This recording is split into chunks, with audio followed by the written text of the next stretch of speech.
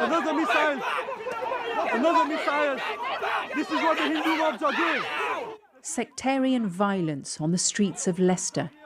It was the weekend of the Queen's funeral, and with many officers deployed to London, those left struggled to hold back the aggressors. Look, another missile right now, there you go! Red-handed!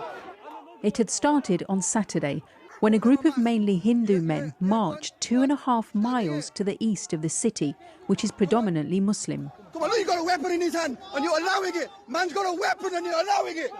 They've been provoking the Muslims outside the mosques, playing loud music early in the morning till 2, 3 a.m. It's obviously, as you know, it's escalated to a different level now.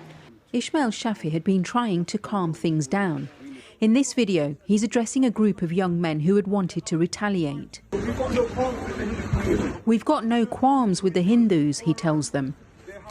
The Muslim youth got together and they had enough. They said enough's enough. We are not going to just stand by. Whereas the police, we are disconnected with the police. We're distasteful with the police that they're not doing the job properly. Enough's enough. We need to do something.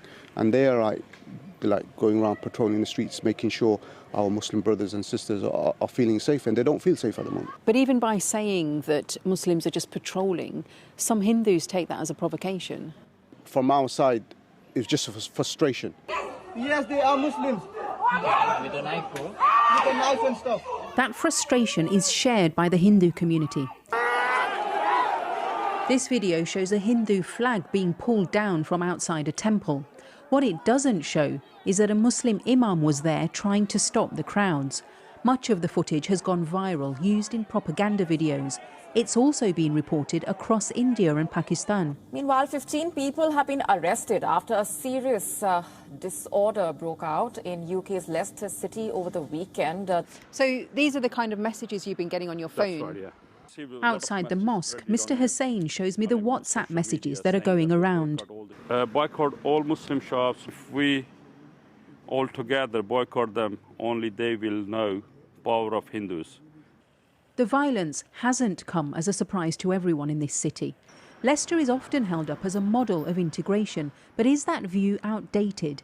In recent years, a number of new communities have settled here, partly attracted by the city's prosperity.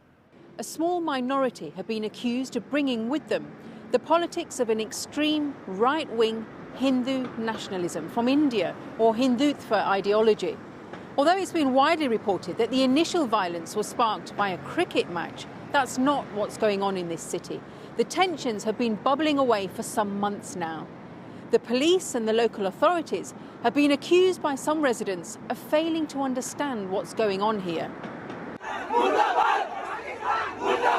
There's evidence that some of these groups from across the country had organised coaches of supporters to travel to Leicester during the disorder.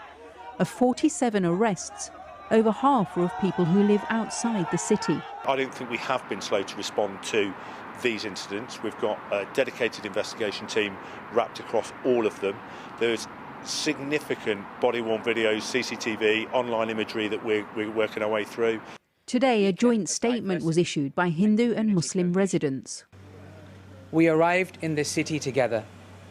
We faced the same challenges together. We fought off racist haters together and collectively made this city a beacon of diversity and community cohesion. But even as they had prepared their statement, there had been disagreement over whether the term Hindutva extremism should be used. They're saying we want peace and the rest of it. That's cool. Okay, that's cool. Everybody wants peace, but you have to have these uncomfortable conversations and you have to address the elephant in the room. I don't think it's about hiding any kind of perspective or truth. I think we have to understand that there is concern on both sides, and both sides are willing to have dialogue, and that dialogue needs to continue and take place before any particular statement around that is made. A small example of just how difficult it may be to re-establish the cohesion that this city prides itself on. Thank you so much. And we're getting reports this evening, Jackie, of a similar situation going on in Birmingham. We haven't been able to confirm what's happening there, but we've been sent pictures of large groups of men gathering in the Smethwick area.